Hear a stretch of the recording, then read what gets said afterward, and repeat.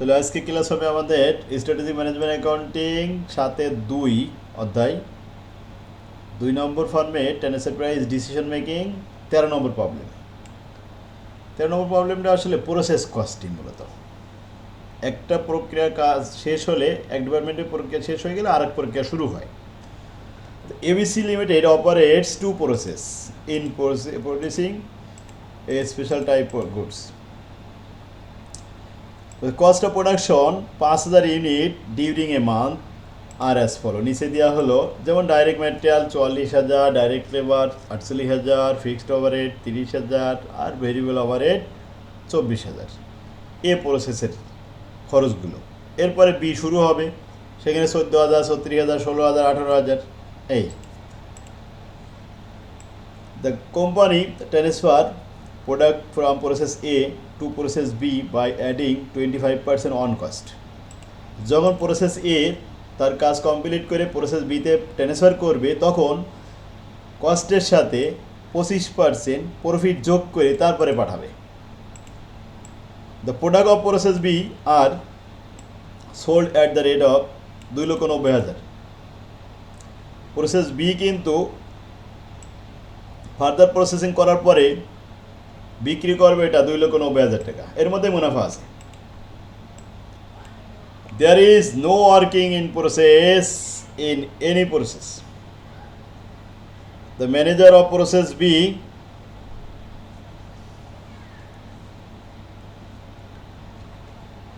process B the manager alleges that his transfer price is responsible for the low profit margin on sale of his process. তাহলে process বির manager দাবি করে যে process এর তুলনায় process বিতে মুনাফা লোয়ার হয়ে যাচ্ছে, কম হয়ে যাচ্ছে, পার্সেন্টেজে কম। যেমন প্রসেস এ কিন্তু 25% মুনাফা ধার্য করে তারপরে ট্রান্সফার করে, 25% প্রফিট লোড দিয়ে পাঠায়। আর বি বিক্রি করে 2,90,000। এর মধ্যে মুনাফা আছে কত আমরা জানি না, তবে সেই মুনাফাকে পার্সেন্টেজ দেখাবো। যদি পার্সেন্টেজটা 25-এর কম হয় তাহলে আসলেই সঠিক, যেটা দাবি করে প্রসেস বির ম্যানেজার, তো ওটা সঠিক হতে পারে, হয়তো পার্সেন্টেজ কম হতেও পারে, দেখা যাক। Do you agree with the opinion of the manager of process B given reason? আচ্ছা, আপনি কি তাহলে সম্মতি আছেন বা রাজি যে আসলে উনি যেটা দাবি করছে সেটা কি একমত? একমত কিনা আমাদের তো পার্সেন্টেজ বের করার পরে আমরা উত্তর দিতে পারবো, এর আগে তো পারবো না। তাহলে আসি একটা ইনকাম স্টেটমেন্ট তৈরি করলাম। পার্টিকুলার্স প্রোডাক্ট এ, প্রোডাক্ট বি, ট্রান্সফার প্রাইস এটা প্রথম আমরা লিখবো না, কারণ প্রসেস এতে কোনো ট্রান্সফার প্রাইস নেই। ম্যাটেরিয়াল প্রসেস এর খরচ, ডাইরেক্ট লেবার, ডাইরেক্ট, এরপরে ভেরিয়েবল ফিক্সড ওভারহেড, এরপরে ভেরিয়েবল ওভারহেড, এই সব মিলে 1,46,000 টাকা। প্রফিট কস্টের উপরে 25%, ওই 1,46,000 এর উপরে 25% গুণ করলে 36,500, মুনাফা যোগ করলে হবে 1,82,500। তাহলে 1,82,500 টাকা ট্রান্সফার করলো বিতে। এখন সেই বি লিখলো যে ট্রান্সফার প্রাইস 1,82,000 টাকা। আচ্ছা, এর বিতে খরচ হয়েছিল কত? বি প্রসেসে 14, 36, 16, 18, 14, 36, 16, 18 সব মিলে 1,82,500 সাথে যোগ করে 2,66,500।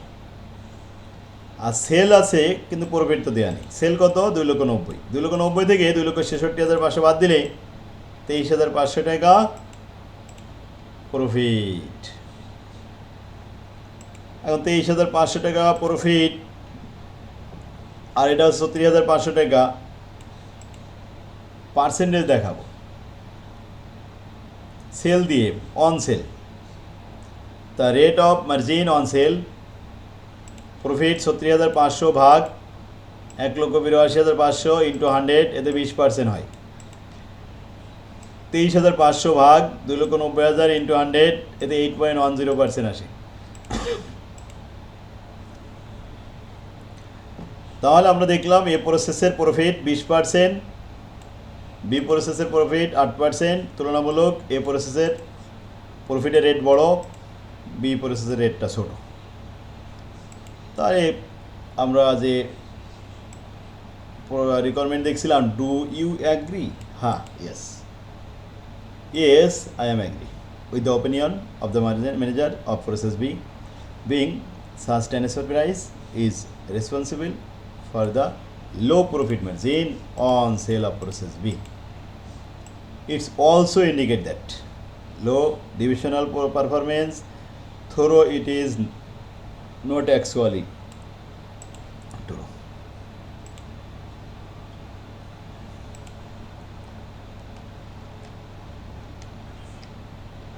দুই নম্বরে, if the product of process A can be sold at 35 টাকা পার ইউনিট। এখন ওই যে 25% যে মুনাফার কথা বলেছিল, ওইটা এখন উঠাই নিয়েছে, নিয়ে বসে যদি এমন হয় 35 টাকা করে ট্রান্সফার হয়, লেস সেলিং এক্সপেন্সেস, ওখান থেকে আবার বিক্রয় খরচ 2 টাকা যদি বাদ দেওয়া হয়, তাহলে কত থাকবে? 33 টাকা থাকবে। তো what should be the transfer price? Transfer price তাহলে কত হবে, কত হওয়া উচিত? What would be the profit of the process? তাহলে ট্রান্সফার প্রাইস কত? 33 টাকা। ওই 33 টাকা হওয়া উচিত, কারণ 35 থেকে 2 টাকা সেলিং বাদ যাবে। 2 নম্বরে আমরা আসলাম, if the product of process A can be sold 35 টাকা per unit and less selling expenses of 2 টাকা per unit, so the transfer price should be 35 minus 2, 33 টাকা। The above case, the profit of the process would be as follow. Transfer price তো বলাই আছে 33 টাকা। তাহলে process বিতে 5,000 unit, 33 টাকা করে 1,65,000 টাকা। আর process A material, labour, variable overhead, fixed overhead সব মিলাই 1,46,000 টাকা। এখন যদি 33 টাকা করে সেল করা হয়, তাহলে 1,65,000, 1,65,000 থেকে 1,46,000 বাদ দিলে প্রফিট 19,000 টাকা পাওয়া যাবে। 1,65,000, আর এই যে খরচ ছিল 14,000, 36,000, 18,000, 16,000, এই 2,49,000, সেল 2,90,000, বিয়োগ করলে 41,000 টাকা মুনাফা।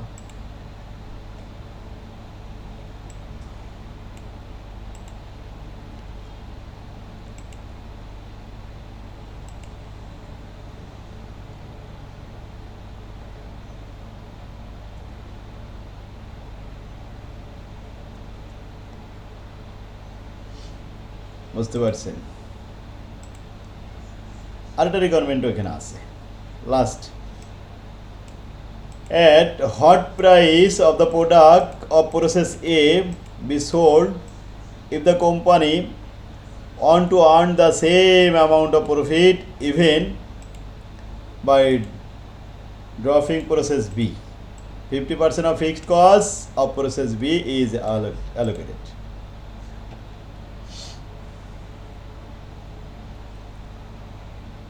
তিন নম্বরে আসলাম, total profit before dropping the process B, process A, process B সব মিলায় প্রফিট 36,500 আর 23,500, ওই যে প্রথম 6 কেজিটা দেখলাম এই।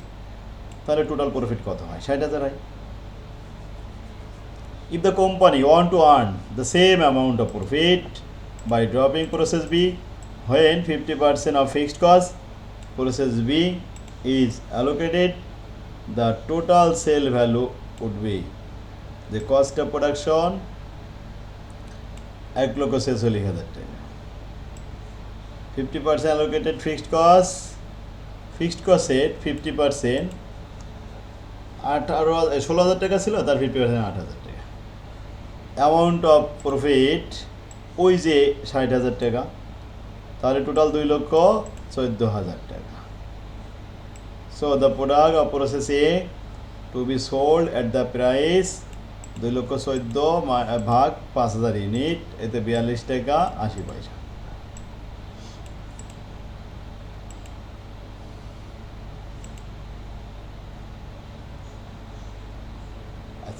14 নম্বর অঙ্কটাও কিন্তু প্রসেস এ আর বি ওই 1 আর 2 একই, এখানে খরচগুলো আর কম দেওয়া, এটা করা লাগবে না। 13 নম্বরটা করলে হচ্ছে, 15 লাগবে না, 16 লাগবে না। দেখেন ওই যে 17 নম্বর অঙ্কটা, এর আগে কিন্তু আমরা এখানে 60 লক্ষ ইউনিট এরকম দেখেছিলাম এর আগে। 5 নম্বর না 6 নম্বর অঙ্কে এই অঙ্ক আছে, সেম অঙ্ক। এক্স ট্রান্সফার করে ওয়াইয়ের কাছে, ওয়াই সেটা রিসিভ করে আবার ফার্দার প্রসেসিং করার পরে সেল করে।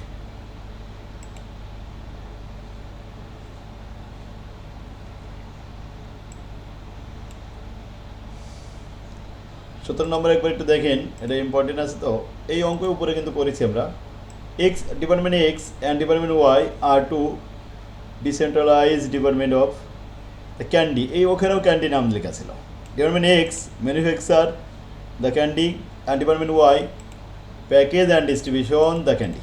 ক্যান্ডি উৎপাদন করে এক্স ডিপার্টমেন্ট আর বিক্রি করে Y department. At a sale price 20 পয়সা পার ইউনিট। এই 20 পয়সা কে বিক্রি করে?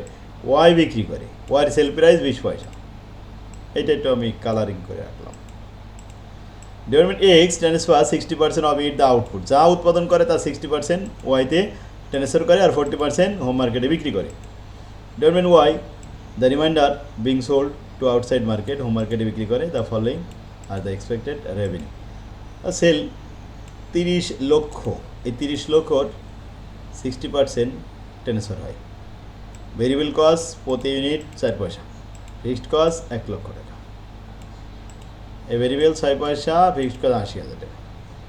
Compute the gross profit for department X department Y for market transfer price when the market price for department X product is 10 পয়সা per unit.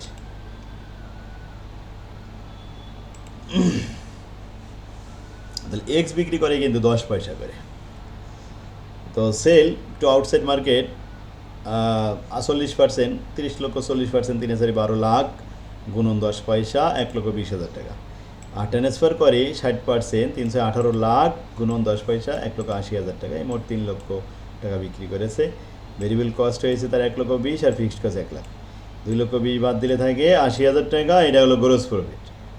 Y এখান থেকে ট্রান্সফারে আসছে 60%, 18 লাখ 20 পয়সা করে 3,60,000 টাকা। ভেরিয়েবল 18 লাখের উপরে 10% ট্রান্সফারে আসছে যেটা, আর ভেরিয়েবল কস্ট 6 পয়সা করে আর ফিক্সড কস্ট 80,000 টাকা। এই 3,68,000 মাইনাস করলাম 3,60,000 থেকে 8,000 টাকা লস হয়ে গেল। তাহলে ওয়াই ডিপার্টমেন্টে লস আর এক্স ডিপার্টমেন্টে লাভ।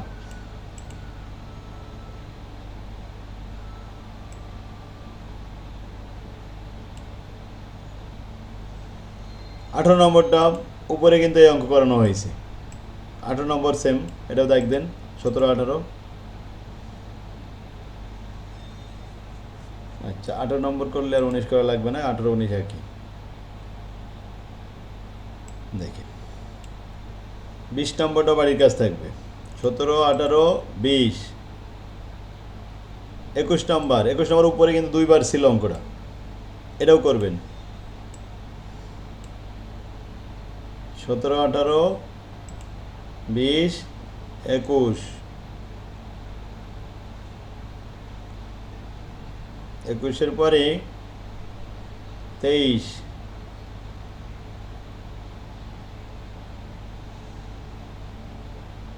23-এর পরে 25।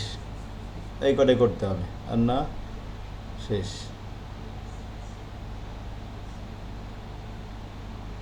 সেভেন কলেজ একটা দিয়েছিল, 27 দরকার নেই। 25-এর পরে আরেকটা আছে লাস্ট। 19 সালে আসছিল 28 নম্বর অঙ্ক।